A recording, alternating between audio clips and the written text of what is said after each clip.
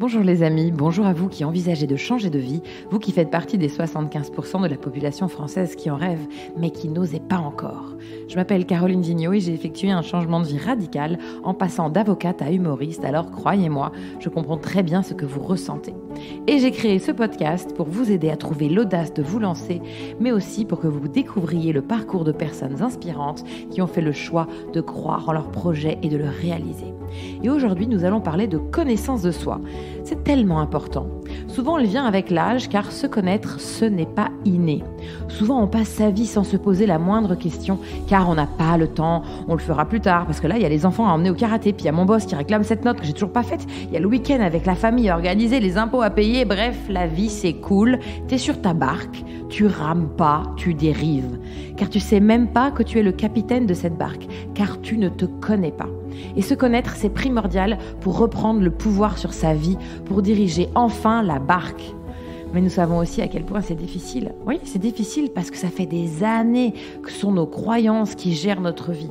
Alors lorsqu'on fait une introspection sur nous-mêmes, on se rend bien compte que les choix que nous avons faits ne venaient pas forcément de nous. Exemple tout bête, à 18 ans, j'ai voté pour la première fois et j'ai voté RPR. Oui, je vous parle d'un temps que les moins de 20 ans, bref. J'ai voté RPR sans me poser de questions, comme ma famille, comme mes parents. Et puis je suis rentrée à la fac à la Sorbonne. Les amis, les réunions, les débats, les rencontres et un jour, bim, révélation. Oh merde, j'ai des idées de gauche et je vote RPR. Et voilà, et la première fois que j'ai voté à gauche, j'ai eu la sensation de tenir le gouvernail de ma petite barquette pour la première fois. Bon, mon père a voulu me déshériter, mais c'est une autre histoire. Et c'est pareil pour mon premier métier, avocate dans un grand cabinet américain. Bon, est-ce que c'est vraiment moi qui ai choisi ce métier ? Au fond, je crois pas, je sais pas. Je pense que c'est plutôt mon éducation et surtout les peurs et les envies de mes parents qu'ils m'ont transmis consciemment ou inconsciemment, et plus généralement même la société, qui m'ont tous emmené dans ce cabinet d'avocats américain. Alors j'ai tout déconstruit petit à petit, tout ce qu'on a pu me transmettre pour créer la vie que je voulais vraiment, moi, être sur les routes et faire rire les gens. Et ça vient de personne, ni de mes parents, ni de mes amis, encore moins de la société. Ça venait enfin de moi, de ce que je voulais vraiment pour ma seule et unique vie. Et pour réussir à comprendre qui nous sommes vraiment, il n'y a pas 30 000 solutions. Il n'y en a qu'une, il faut prendre le temps de se poser pour se poser les bonnes questions. Qui suis-je ? Qu'est-ce que j'aime dans ma vie ? Qu'est-ce que je déteste ? De quoi j'ai envie ? Ça paraît ridicule et ça fait peur, mais c'est merveilleux. Alors allez-y, petit à petit, au début, juste comme ça, 1 minute ou 2, tu te poses une question, puis une deuxième, ou alors carrément tu prends une RTT, une feuille, un crayon, et hop, tu t'interroges. Parce qu'il est temps de savoir qui on est vraiment et ce qu'on souhaite réellement, nous, vous, moi. Donc maintenant, on arrête les comparaisons, on se fie à son intuition, on s'auto-observe. Oui, on observe comme si on regarde une autre personne. Et en bonus, je vous conseille de méditer, ça c'est tellement bon. Et alors toi qui écoutes ce podcast et qui va tout à l'heure, j'en suis sûre, pendant 5 minutes te poser les questions, peut-être les premières questions, tu verras, c'est hyper excitant de se rencontrer peut-être pour la première fois.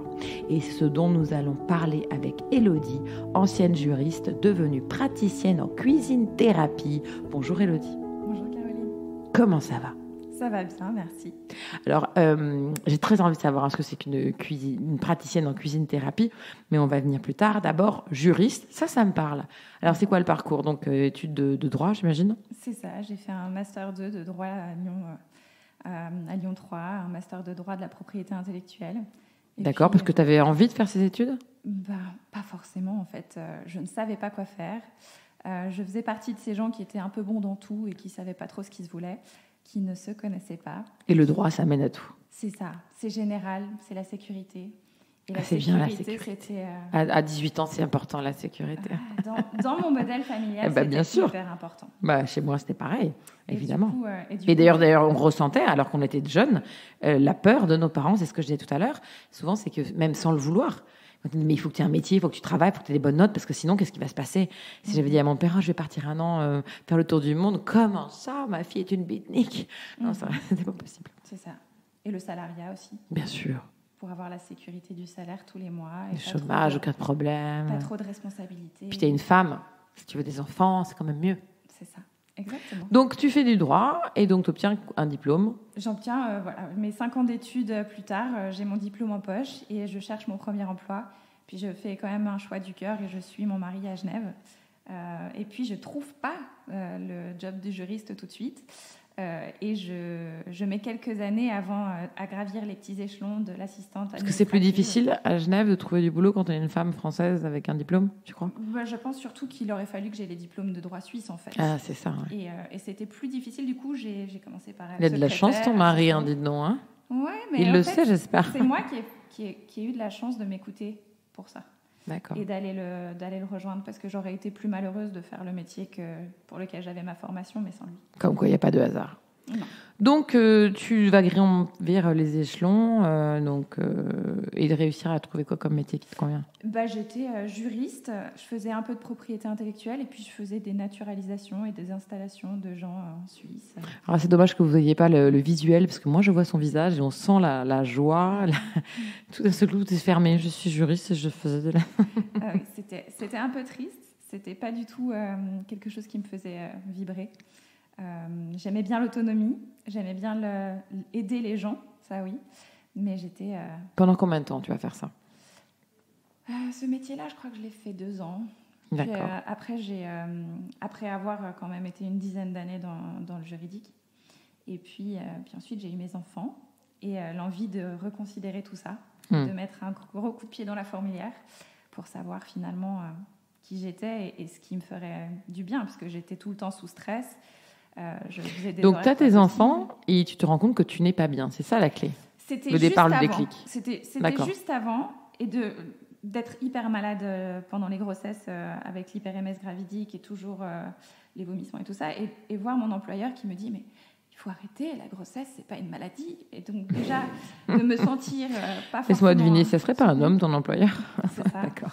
Mais même ma boss, hein, elle avait eu aussi des grossesses pas forcément faciles, mais elle me disait il faut tenir le coup, parce qu'il faut tenir le coup. Il faut oui, parce que sinon vous ne gérer, ramènerez pas d'argent.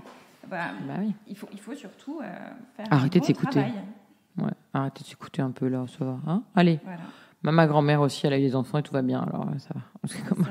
Mais mon corps souffrait, je m'écoutais pas en fait. Je continuais, j'ai diminué quand même petit à petit les horaires, mais du coup je faisais pas le job attendu. Mais donc quand même, on est d'accord que c'est ton corps en premier qui parle avant ton esprit. Et ça, c'est assez souvent qu'on a ça. Hein. Et d'ailleurs, il faut du temps pour comprendre que ton corps t'envoie un message. Parce que l'esprit, lui, il se dit non, notamment parce que l'entourage, que ce soit la famille, mais les patrons, mais pas que, la famille aussi. Il dit arrête, donc arrête, t'as un bon boulot, t'es ceci, tu devrais être contente, qu'est-ce qui t'arrive ? C'est ça. Et bon, quand le corps, comme ça, envoie des messages, c'est pas mal, c'est un bon déclencheur en général. Donc là, toi, tu as fait tes enfants, et là, tu te rends compte que tu vas pas bien et que tu veux pas continuer comme ça. Non, je pouvais pas. J'ai pas pu reprendre le boulot après avoir eu mon fils. J'avais envie de passer plus de temps avec lui. J'avais envie de me reconnecter à qui je voulais être, parce que j'étais perdue. J'étais en perte de sens. Tu savais qui tu étais ? En fait, je crois que si on reprend le concept de persona de Jung, c'est-à-dire que j'avais l'image de la juriste que je devais être. Et à force de croire à cette image publique, je l'ai confondue avec moi-même. Puis le jour où j'ai compris que je n'étais pas ça, je ne savais pas ce que j'étais à la place. Et ça a mis du temps avant que je sache qui j'étais, moi, profondément, en fait. Ça, c'est quelque chose de très important, parce que moi, j'y crois profondément. On se met dans la tête une idée et qu'on la visualise et qu'on se dit, je vais être cette chose, cette personne, je vais avoir ça. Et si on y croit et qu'on y pense et qu'on commence à agir comme si on était déjà cette personne, et bien en fait, ça arrive. C'est la technique que moi, j'utilise dans ma vie. Quand je voulais faire l'Olympia, j'en ai parlé souvent, mais tous les jours, je passais devant, je regardais les lettres en rouge comme ça avec les noms d'autres artistes et je me disais, un jour, ce sera mon nom. Et je visualisais Caroline Vigneault à l'Olympia. Mais vraiment régulièrement. Et j'avais fait la même chose pour devenir avocate dans mon cabinet. Je me disais, j'aurais mon nom inscrit là avec tous les autres collaborateurs.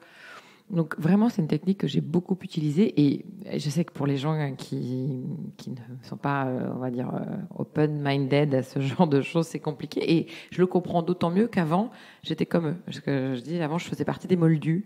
Et tout ce qui était énergie, visualisation, tout ça, on a parlé tout à l'heure à l'état de flow, où tout coule naturellement. Tant que tu n'y as pas touché, tant que tu n'es pas rendu compte que c'était vraiment concret, c'est difficile d'y croire.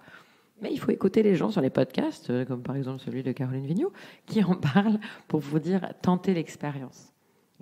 Tentez d'imaginer, de savoir ce que ça marche en tout cas. Et toi aussi, la preuve. Mm-hmm. Toi, tu as visualisé quoi du coup ? Moi, je me visualisais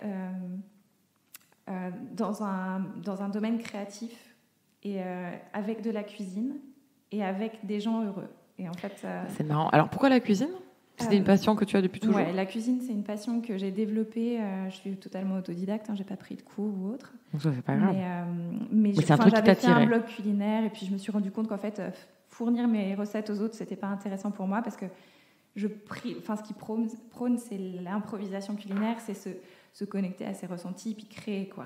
Ce que je veux dire, c'est qu'avant tout ça, même quand tu faisais études de juriste et tout, déjà tu cuisinais par plaisir. C'était une passion. J'adorais recevoir, mais j'adorais la cuisine des occasions. Je n'aimais pas la cuisine de tous les jours.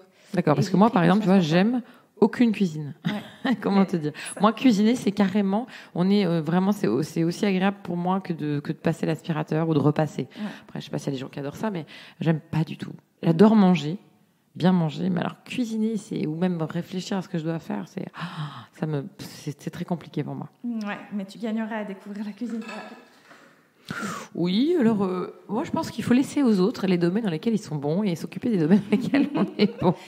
Ouais. Donc, ce que je veux dire, ce qui est intéressant, c'est que notamment tu as ce domaine donc, qui est la cuisine, et au départ, j'imagine que quand tu fais des études, etc., tu peux pas t'imaginer que ça pourrait être un domaine professionnel, non. Évidemment. Non. Parce que moi, j'ai un peu la même chose. Moi, j'aime la prise de parole, j'aime dire des choses. C'est pour ça d'ailleurs que je vais devenir avocate, parce que ça se rapproche de ce que j'aime, sans avoir encore visualisé que je voulais devenir humoriste. Mais donc toi, ça ce truc de cuisine, et ça va te rattraper au moment où tu te poses des questions. C'est ça. Mais comme je te disais tout à l'heure, moi, j'étais un peu bonne partout. Quand je faisais mes choix d'études, etc., j'étais un peu perdue parce que j'étais un peu bonne partout. Puis du coup, je ne savais pas trop. J'ai à la fois des côtés hyper structurés, organisés, etc., et à la fois des côtés hyper lunaires, créatifs. Et du coup, quand je visitais mes options, il y avait un peu de tout ça. Et il y avait de la cuisine dans tes options ? Et oui, il y avait de la cuisine. Il y avait même la police. J'avais mis tout dans le même panier. J'ai fait une super mind map et puis j'ai vraiment tout relié. Alors, mind map, il faut quand même que tu expliques pour les gens qui ne connaissent pas. Ouais. Moi, je connais, mais il y a bien des gens qui savent pas ce que c'est. L'idée, c'est de répertorier tous les centres d'intérêt puis de les connecter entre eux pour arriver à avoir une visualisation.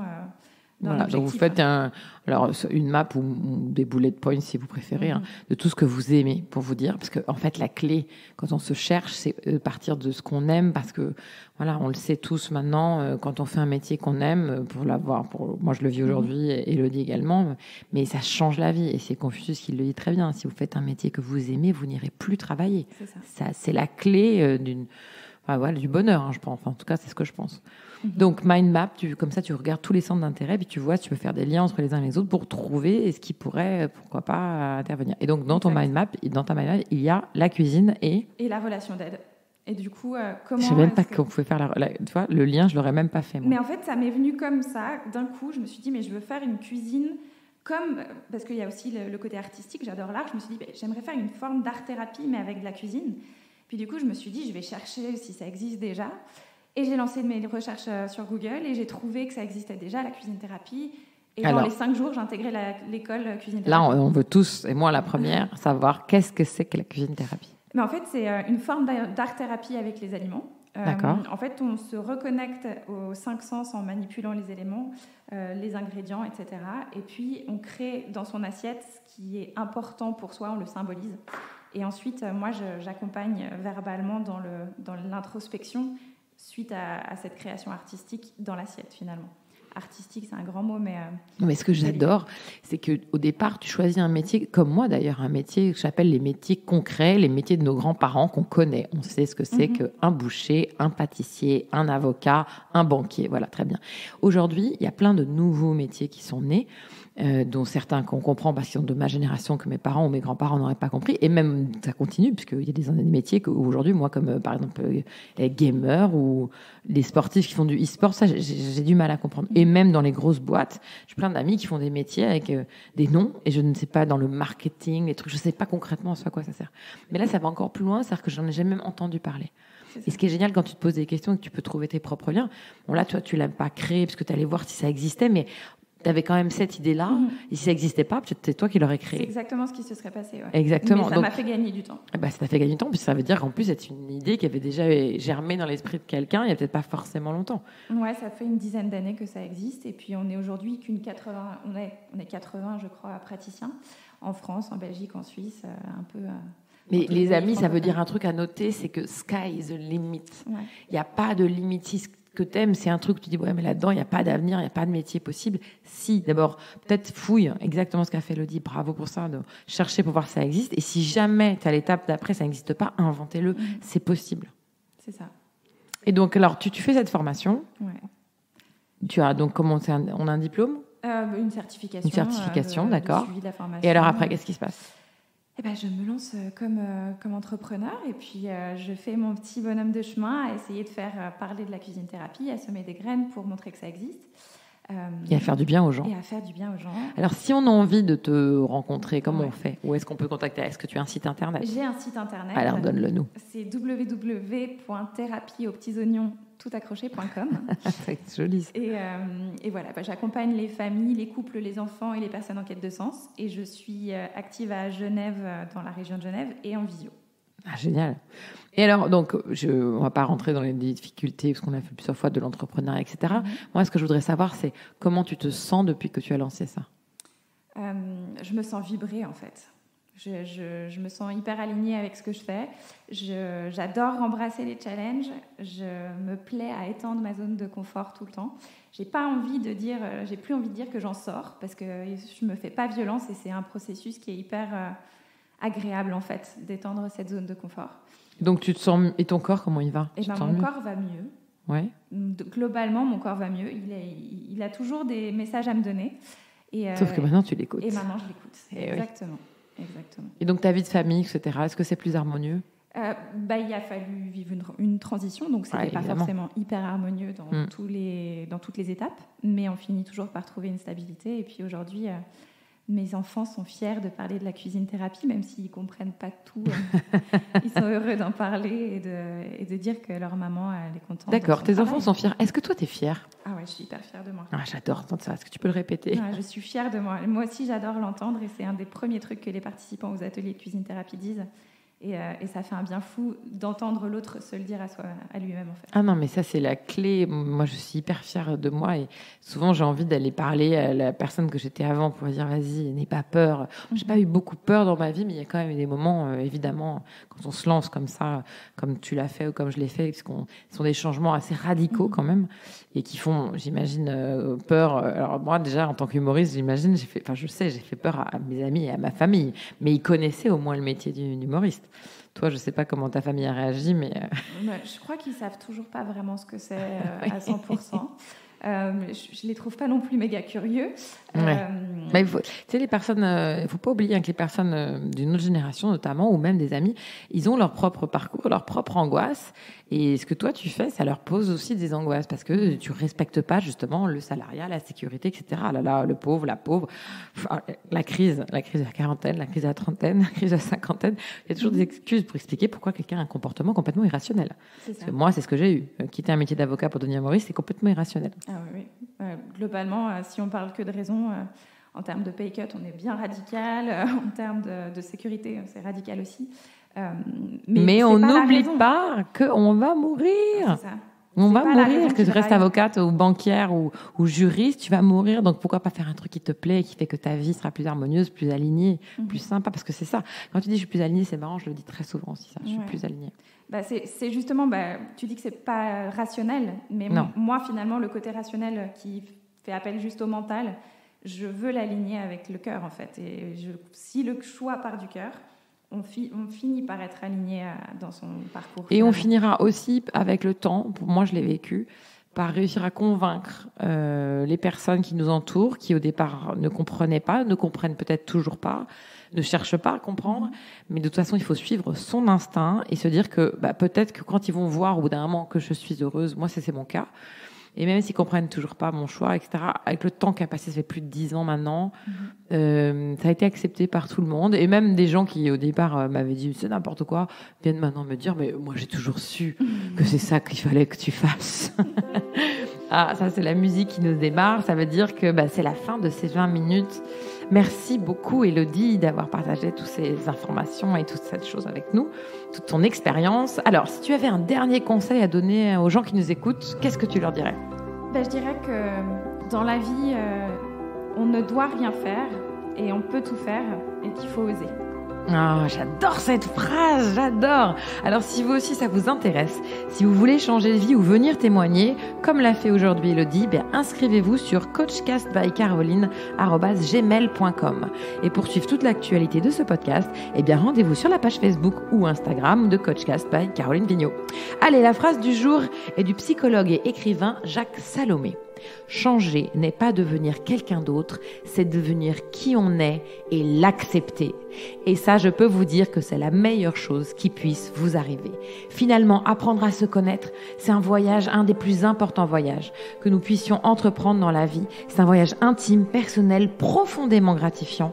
C'est en acceptant nos imperfections, en écoutant nos émotions, en explorant nos relations et en persévérant que nous pourrons découvrir qui nous sommes et devenir enfin jardinier, architecte, maître d'hôtel, chargé de recrutement, confiseur, jockey, fromager, professeur de yoga, opticien, banquier, saunier, traiteur, vitaliste, plasticien, traducteur, parolier, steward, créateur de contenu, juriste ou évidemment praticienne en cuisine thérapie. Allez les amis, apprenez à vous connaître et si vous ne savez pas par où commencer pour créer cette vie qui vous correspond, tu sais quoi ? Je te propose de t'abonner à ce podcast qui t'accompagnera tout au long de ce beau processus. Et aussi, tu peux l'envoyer à 3 personnes que tu connais et qui ont envie de devenir la personne qu'ils ont toujours rêvé d'être. Allez les amis, laissez-moi une bonne note ou un petit pouce vers le haut ou abonnez-vous, un super commentaire, tout ce que vous pourrez faire pour que cette plateforme perdure, que ce podcast continue, bref, tout ce qui pourra m'aider. Et pour y arriver, j'ai besoin de vous. Je vous embrasse très fort et j'ai hâte de vous retrouver avec un nouvel invité.